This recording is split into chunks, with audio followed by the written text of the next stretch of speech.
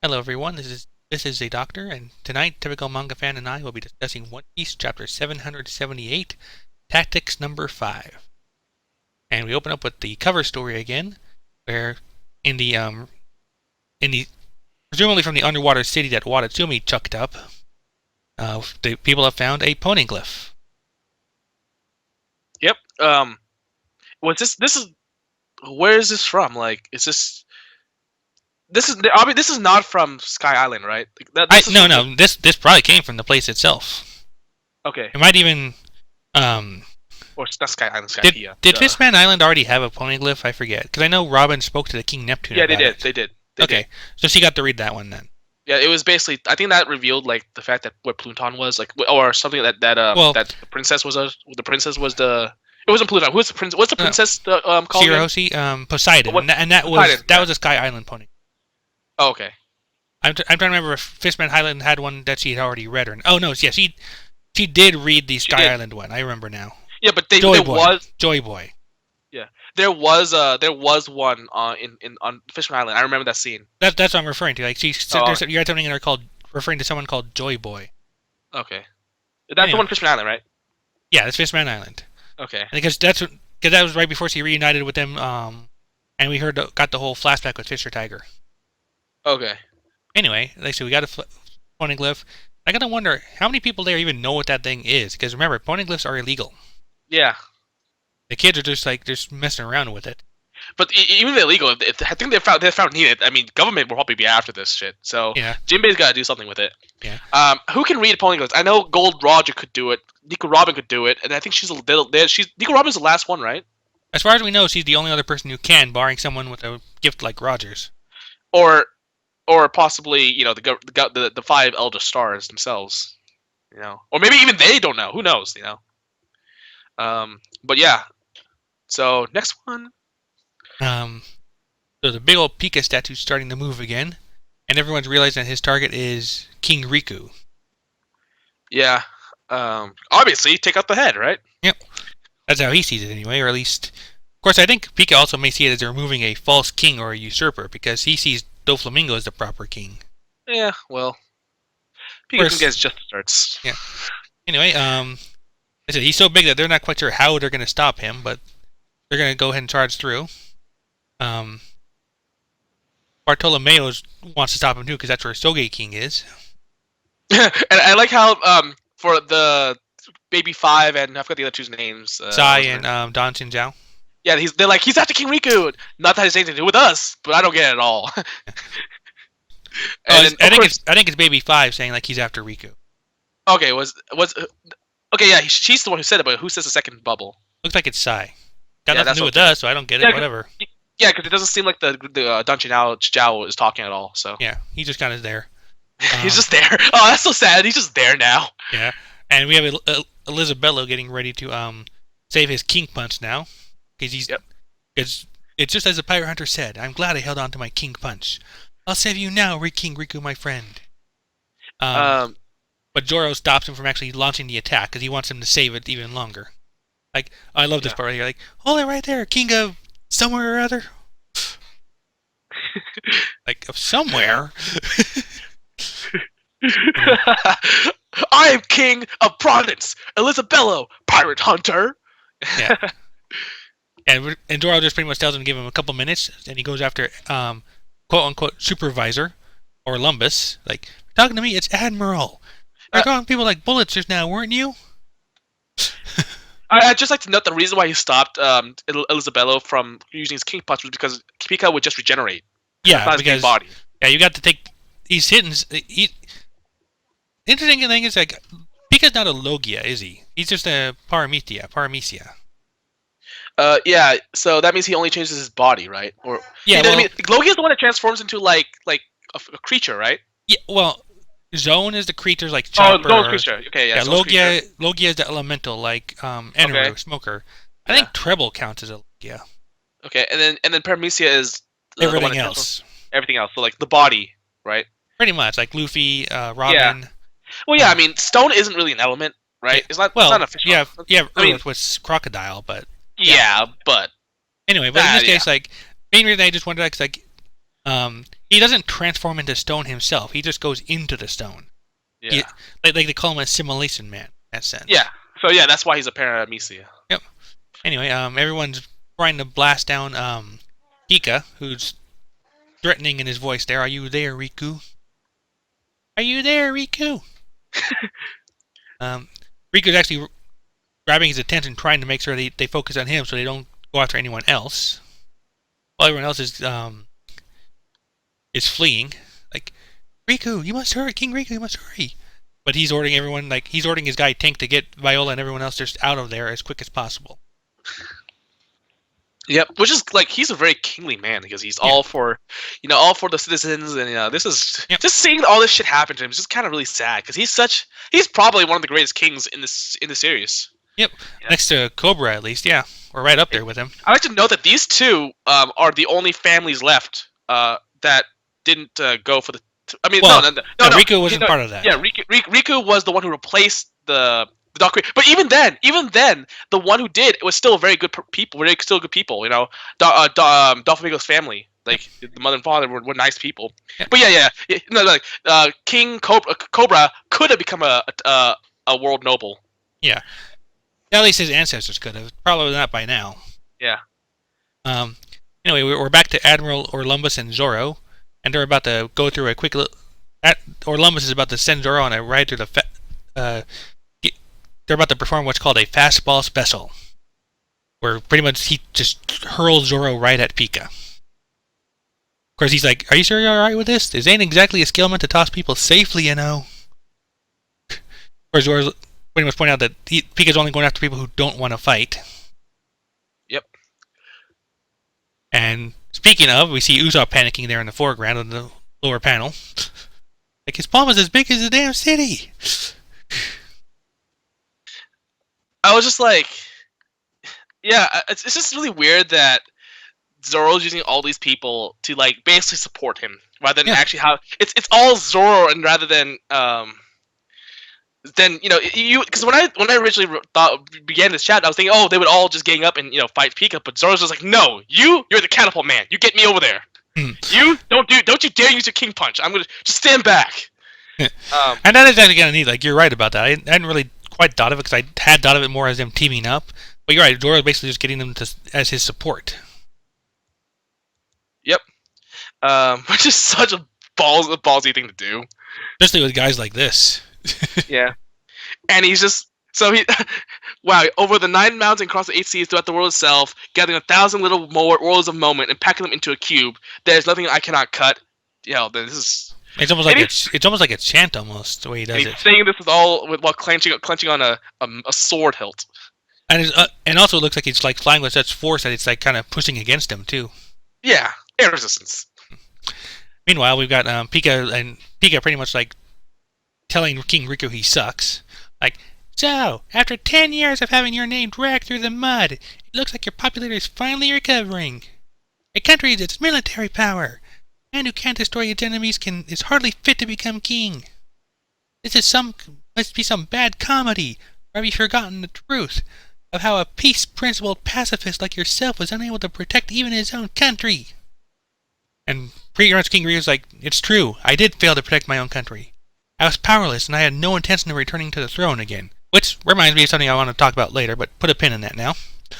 Okay. But he did everything he could while still remaining human, like while still remaining like retaining his humanity. And if it's a choice between being a murderer and survival, he'd rather die. And of course, in anything, that's a very kingly thing to say. It's like, Your Highness, you're the only king for us. And so basically, with this speech, he won everyone over completely. Yeah. Of course. And what Pika goes on to point out that this is why the names of good people are never found in history, because they all perish like you're going to. And Zoro picks that moment to bisect him. Man, that's a really Ichidan Zansen Daisen Senkai. Yep. Man. Like the Great 3,000 Worlds. Yeah. Yeah, greater. Okay. And like you can even see Zoro like in there too, like right at the left edge of Pika's belly. You can see Bartolomeo's reaction, just like, holy shit! Oh my god! Because I mean, holy shit! This is a guy who just bisected a freaking monster. Yeah, a giant stone monster. Yeah, but then And again, if you think about it, he trained with Mihawk, so it was like, oh come on, that if you think about it, it's expected. yep, of course, and he's bisecting him further. He's pretty much like cutting down one side, cutting down the other one. He's basically trying to isolate where Pika's actually is. And it's the one that's still moving, right? The one that's like still like, That's yeah, I think that's what Zoro's assuming at this point. yeah, because I mean, he's not sure, but I guess you can assume that the one that's still moving, the one that isn't like quote unquote dead stone, is the one that is where Pika is, Yep. right? And Zoro acts accordingly, like, starting to chop up the arm and going even further on there, like piece by piece, until Pika actually comes out on his own. Yeah, and everyone's reaction is like, holy shit.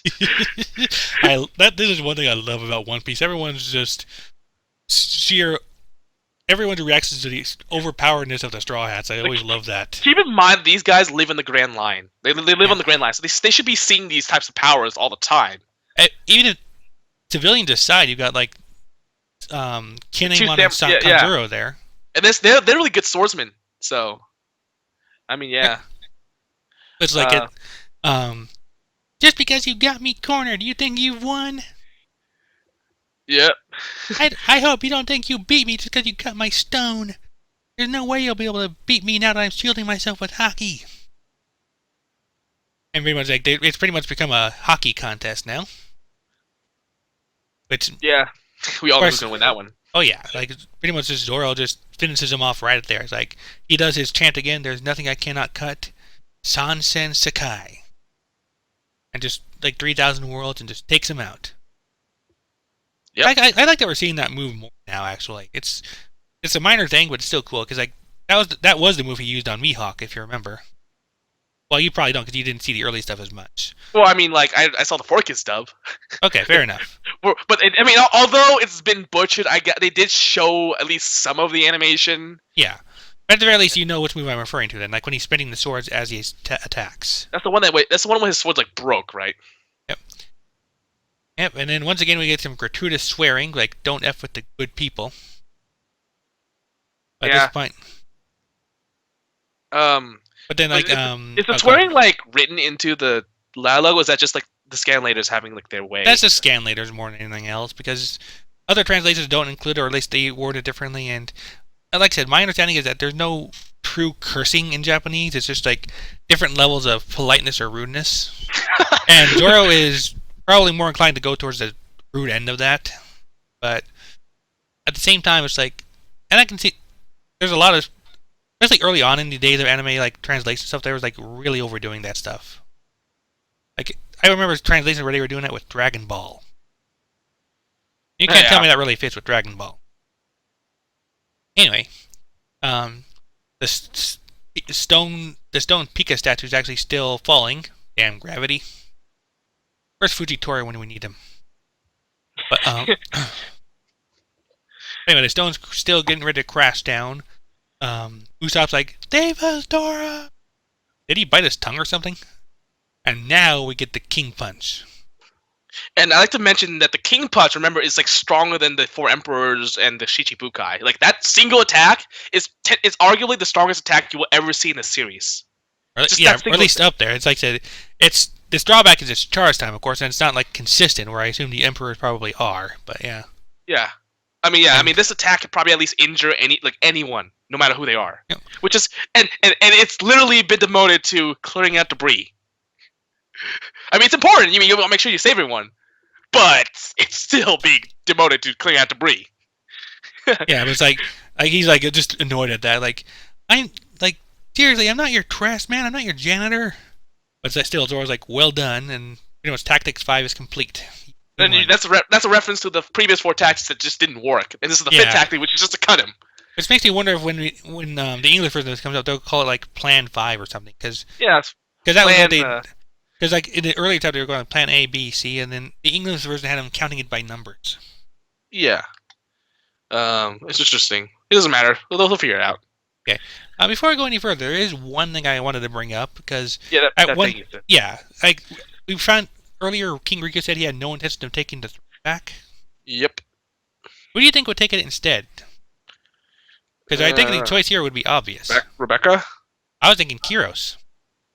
No, there's no way Kyros is going to take it. Well, maybe not willingly. But like I said, he would be a good choice in a lot of ways because one, he has as much as caring of the island and country as Riku does, Well, keep in mind, and he's a warrior. He would fight to protect them. but a warrior is not the same thing as a king. Keep in mind that. That's the entire thing about Game of Thrones, man. Well, yeah, and that's What are also you, kind Ned of Stark? that's kind of Yeah. Riku's thing as well.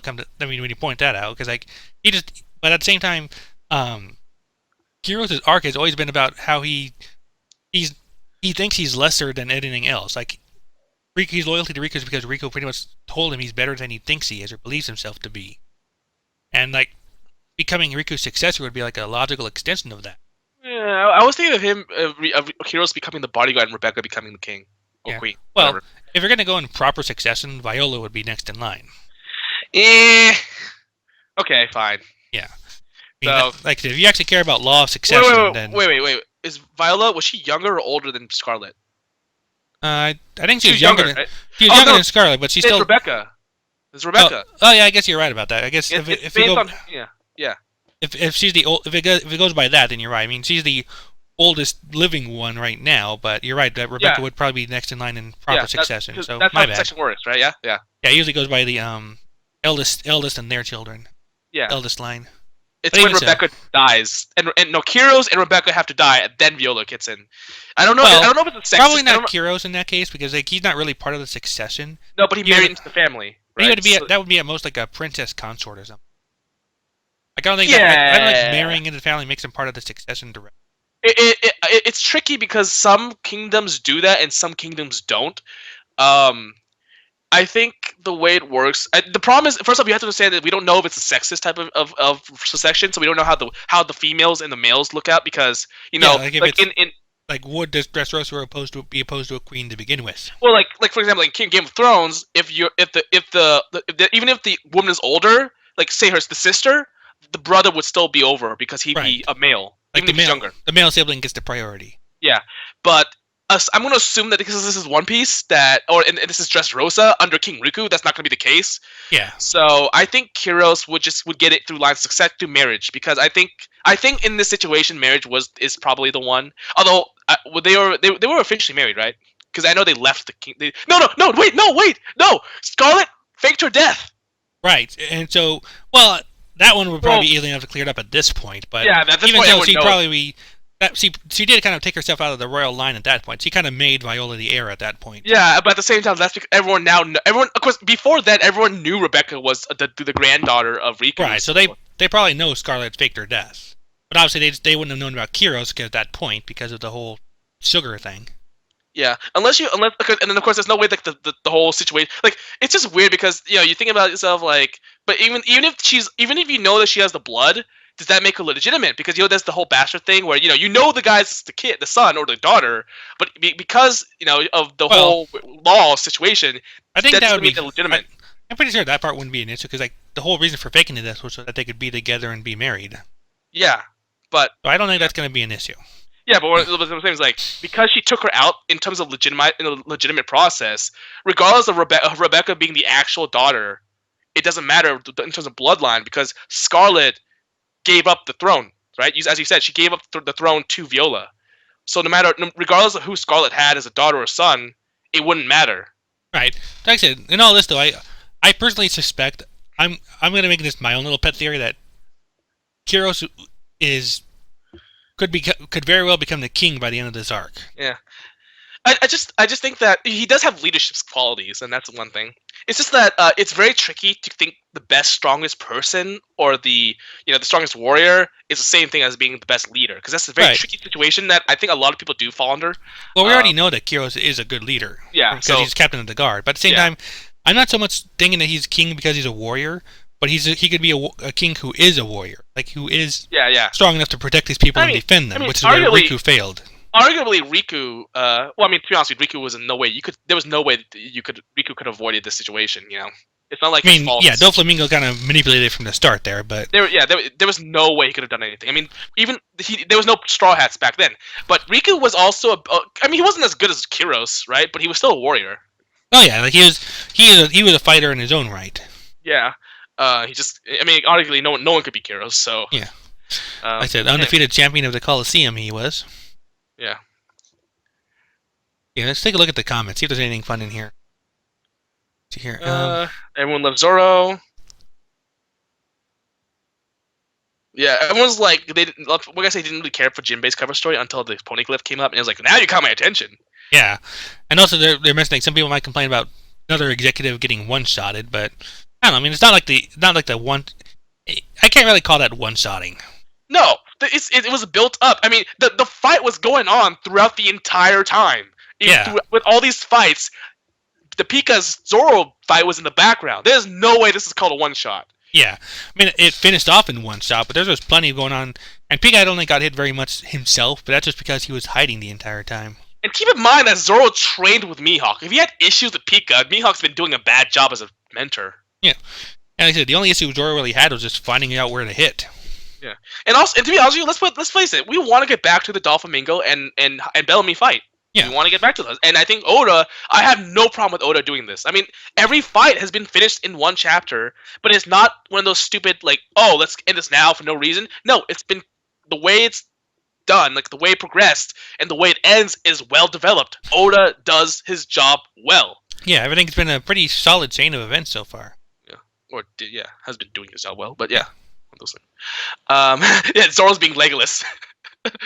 And Sanji's like, that still only counts as one. That still only counts as one. That's an amazing reference. This is a great reference. Yeah, I know. My buddy and I do that all the time. Whenever something, just for the hell of it. I know. Just because we do the voice. Yeah. Oh my gosh! But you're right. I mean, he's a gigantic monster that still only counts as one.